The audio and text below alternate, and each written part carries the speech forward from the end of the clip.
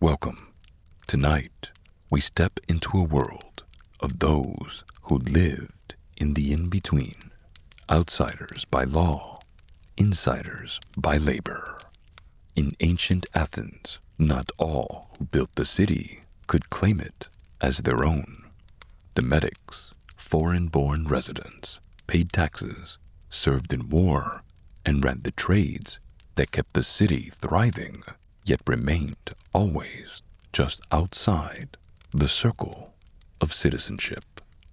This is a story not of kings or generals, but of craftsmen, midwives, merchants, and thinkers who belonged everywhere and nowhere. But first, if stories like this speak to you, go ahead and like the video. And if you're new here, don't forget to subscribe. In the comments, share where you're listening from and what makes you feel at home, even when you're far from it. Because sometimes identity is built not by blood or birthplace, but by what we choose to give. Now, let us begin. You begin by walking through the bustle of the city in the early morning light. Could this be Athens, or perhaps Corinth? The stone beneath your feet is worn smooth by the passing of generations. The agora teems with voices, some sharp and local, others carrying the rolling cadence of distant homelands. You understand, a few recognize others, and strain to make sense of the rest. You are not alone in this blend of the familiar and the foreign. You are a metic, not a citizen, not a slave, something in between. You have chosen or been brought to live here. This city is your home. Your shop stands on its streets. Your neighbors greet you, and your work sustains your life, and maybe even theirs. And yet, when laws are passed or battles are planned, you have no voice. You belong and do not. The city welcomes your labor, your skills, your trade. You teach, you mend, you sail, you build. You pay your dues, you follow its laws, you respect its gods. But still, when the city counts its sons, you are not among them. You are asked to contribute, yet not invited to decide. You are a thread in the tapestry, but always one woven from the edges. Being a metic feels like balancing on a line drawn by someone else, visible and invisible all at once. You live in a space both honored and restrained. You pay a special tax just to stay, and a citizen, your prostates, must vouch for you, speak for you when legal matters arise. You cannot own land easily. You cannot vote. You cannot serve on a jury or speak in the assembly. You can succeed, but never fully belong. And yet, like others before you, you press on. You know the names. Passion, once a slave, now a wealthy banker. He started with nothing and still rose to respectability. Or Aristotle, who lived, taught, and transformed minds in this city, but was never granted citizenship. You walk the same streets, you breathe the same air, you carry the same quiet paradox within you, necessary but not equal. The city needs you, though it may not say it. Your ship brings in goods from far-off islands. Your tools repair wagons and shape armor. Your thoughts shape the minds of youth. You bring knowledge ideas, labor, and livelihood. You form part of the unseen structure that supports this proud democracy, a democracy that does not yet fully see you. At times, you feel the warm pull of community. Friends invite you to meals. Your name is known in the marketplace. Your children laugh in the same courtyards as theirs. But at other times, especially when fear grips the city, when war looms or famine strikes, you feel eyes narrowing. You are reminded subtly or harshly that you are not truly one of them. Loyalty is questioned. Trust becomes conditional. And what you built with open hands can be taken away with a closed one. Still, you endure because cities are built not only by law, but by hands and hearts. You contribute in ways no decree can measure. You learn the rhythms of the place, its sacred festivals and civic rituals. You whisper prayers at the shrines, knowing the gods listen, whether or not the law does. You walk beneath the same stars with the same hopes. You are not a shadow. You are a presence. You live within the paradox, always here, never fully home, always essential, never quite central. Yet you remain, not because the system is just, but because your life has worth, even when the law does not say so, because you are part of something greater, and because, even from the margins, you shape the center. To be a medic is to carry two truths in your chest. I am of this place, and I am not. In the legal language of Athens, you are a metokos, one who dwells among. You are free. You are not enslaved. You have come from another city or land, and you have chosen or been chosen to settle here. Some, like you, were born to medic parents and have never known another home. Others arrived as refugees, merchants, craftsmen, or teachers.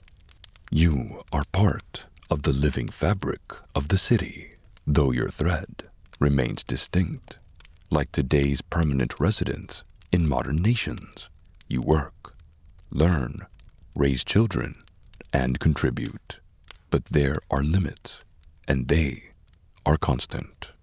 To remain here legally, you must register with officials and secure a local citizen sponsor, your prostates, who speak on your behalf in court, who represent you when questions of status or law arise. Without this sponsorship, you could be fined or even expelled. You pay a tax, a reminder that your right to stay must be purchased, not presumed. Still, many in your position flourish. Some become prosperous merchants, admired artisans, respected physicians. You may open a shop by the port, build a reputation as a skillful craftsperson, or run a business that even a citizen can depend on. You might marry another medic, raise children who speak the city's tongue as their own, and grow old beneath its temples. But your rights will never match your roots. Here, no matter how many years pass, how much you give, how deeply your life becomes entangled with the life of the city, you will remain an outsider in the eyes of the law. You may walk the same streets, but your footsteps are counted differently. You are here, you are needed, you are known, but you are not home. Despite the boundaries set around your name, your presence here is anything but marginal.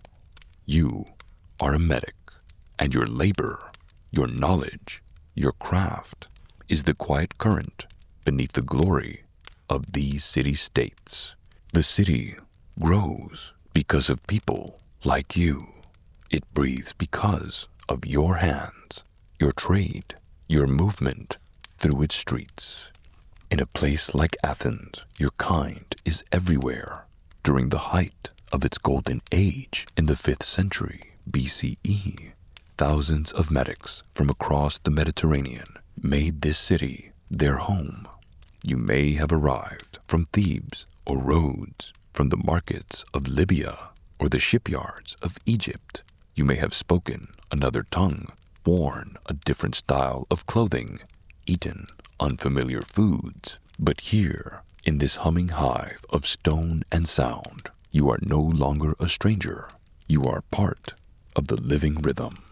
You likely settled near the city walls or along the noisy arteries that stretch towards the port of Piraeus.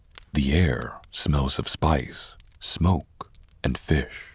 The streets ring with languages layered over each other like music. Your home may be small, perhaps a room above your shop or beside your place of trade. If you're fortunate or skilled, you've earned enough to rent something larger, something sturdier. Your quarters are not palatial, but they are yours.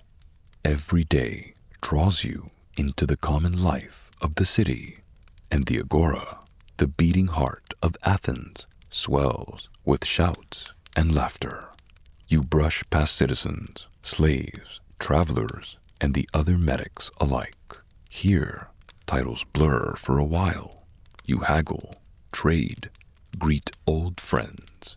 You might seek out a business partner, sell your wares, or simply listen to the hum of gossip and news. Children weave between stalls, women carry baskets, and deals are struck with the nod of a head or the tap of a coin.